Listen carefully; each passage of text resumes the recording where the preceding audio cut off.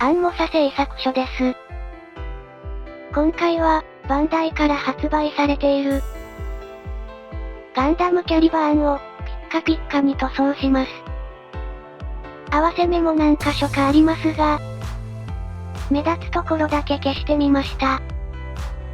プレミアムバンダイから発売される、チタニウムフィニッシュに、近づけるといいんだけど、現物、見たことない。はい、ガンダムキャリバーンです。箱の側面には、いろんなポーズの写真が載ってます。このポーズいいですよね。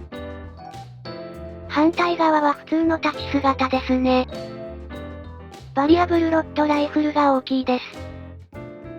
では、内容物を確認していきましょう。最近はこうやって、紐で閉じられて販売されてるんですよね。なんででしょうか、アンモサはない方がいいんですけどね。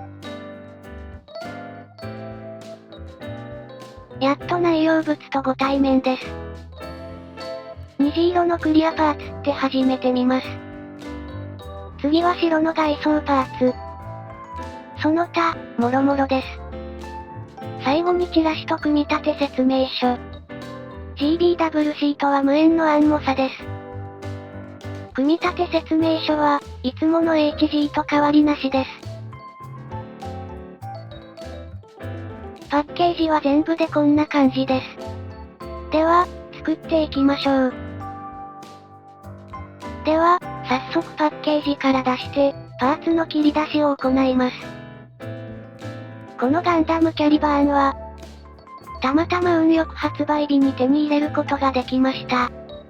キャリバーンの発売日だとは知らずに、朝一に塗料を買いに、よく行く家電量販店に行ったら、今までに見たことがないぐらいの行列がありました。なんでって思いましたがキャリバーンの発売日のことを思い出して、こんなに並ぶんだと感心してしまいました。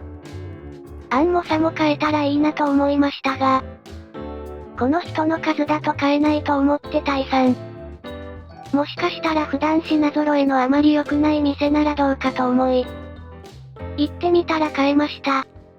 こういうのは入荷数が少ないと思われてるところのがいいんですかね。いつもの雑談はこれくらいで終わりにして、本題です。ランナーは全部でこれくらいです。細かいパーツも少なく、程よいパーツ数って感じ。これくらいだとホッとします。続いて、パーツの切り出しです。ランナーから切り離し、バリを2度切りして、右上のケースに収納していきます。同じ作業の繰り返しなので割愛。パーツの切り出しが終わりました。すっきりケースに収まるようです。これだけは長くて入らないので、なくならないように収納しておきたいと思います。このキットの一番驚くところは、簡易スタンドがついているところです。アクションベースも、結構いい値段しますから。このキットはこれだけでも、得した気分になれますね。では、次の素組みに移りましょう。細かいパーツを組み立て中。大まかなパーツの組み立てが終わったので、本体の組み立てを行います。まず、足からですが、この膝関節の作りが、合わせ目ができないようになっています。さすが、バンダイさんです。他のパーツは、パチンと、はめ込む形になってます。もう、ボールジョイントじゃないんですね。その代わりに、KPS に置き換わったようです。ボールジョイントだと、パーツ点数も増えるので、やめたかったんですかね。KPS の関節ものは初めてなんですけど、特に違和感もないので、今のところは、問題は感じません。ちょっと様子見です。はい、完成です。想像よりかっこいいです。もっと、そっけない感じかと思ってましたが、緩急があっていい機体だと思います。足とかの可動も、二重関節でよく曲がります。リアスカートも可動するので、いろんなポーズが表現できそうです。素組みが終わったので、次の工程です。この工程ですが、素組みで分かった合わせ目などを消していきます。今回は目立つところだけ、合わせ目を消して作りたいと思います。このリアスカート合わせ目は消します。このリアスカート上部に関しては目立たないので消しません。このバックパックのバーニア部は、合わせ目が目立つので消します。このランドセル部は、バーニアである程度隠れるのでこのまま。このヘッドパーツのところは、目立つので消します。この背中パーツはモールドになってるので、このままでいいですね。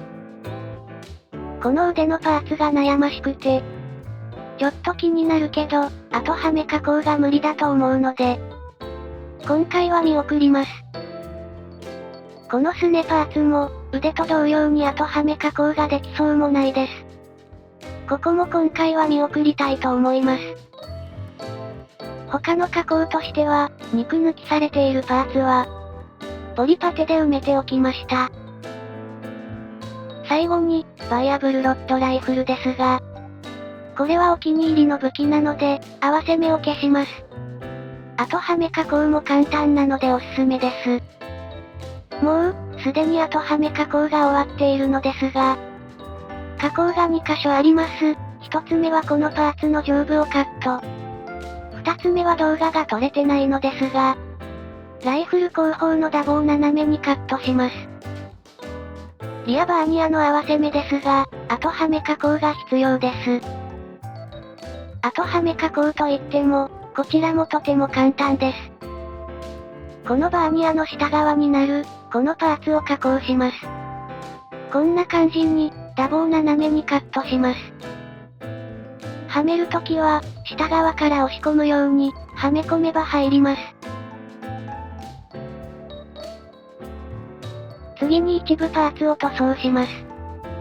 後ろ側のパーツは、シールの部分を塗装したいので、フレーム塗装前に、シール部分を塗装します。前側のパーツはヘッドパーツの、合わせ目消しのため、先に塗装します。塗装中。1回目の塗装が終わりました。このパーツの下地は、すべてシルバーなんですが、2種類のシルバーで、塗り分けてます。右は、キラキラさせたかったので、GX ラフシルバーを塗装しました。左のヘッドパーツ関係は、EX シルバーです。ヘッドパーツはシルバーの有刺感を出したくなかったので、こうしました。次にフレーム色の塗装をしたいのですが、先ほどのパーツも一緒に塗装するので、マスキングを行います。マスキングは、付属のシールを使って行いました。自分でカットしなくても、ぴったりのはずですから。実際に貼り付けてみましたが、思った通りにぴったりサイズなので、今後も、同様な塗り分けの時は、この手法でいこうと思います。こんな感じに綺麗に貼れました。次に、フレーム色を塗装していきます。下地に EX ブラックを塗装してから、EX シルバーを塗装します。EX シルバー塗装後、クリアブラックで暗さを調整します。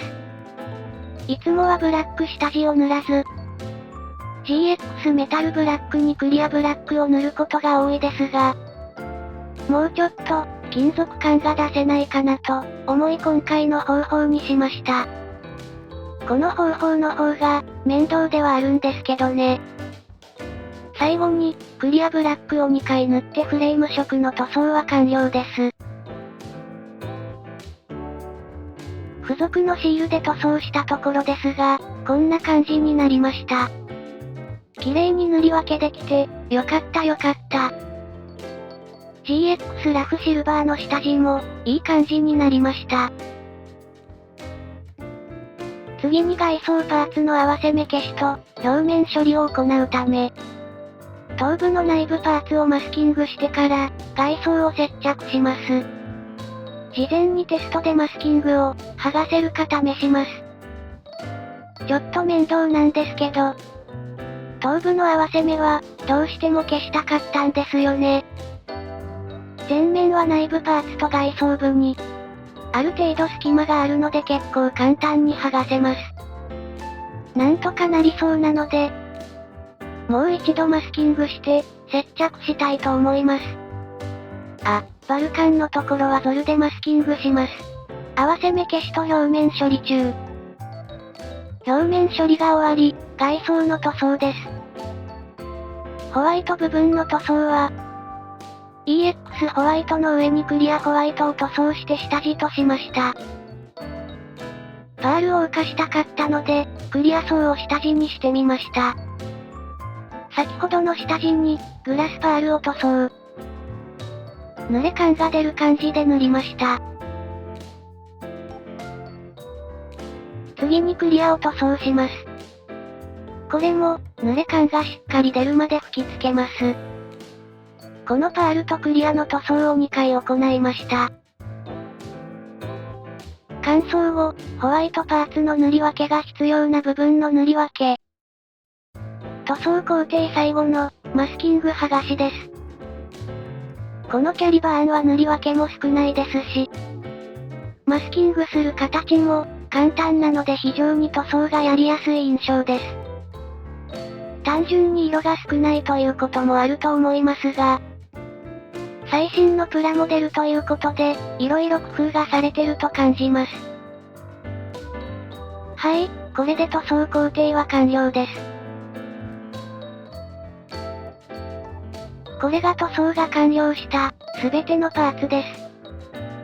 では、次は墨入れをしていきます。今回はちょっと墨入れしてみました。左にグレーを塗装しましたが、わかりますかね？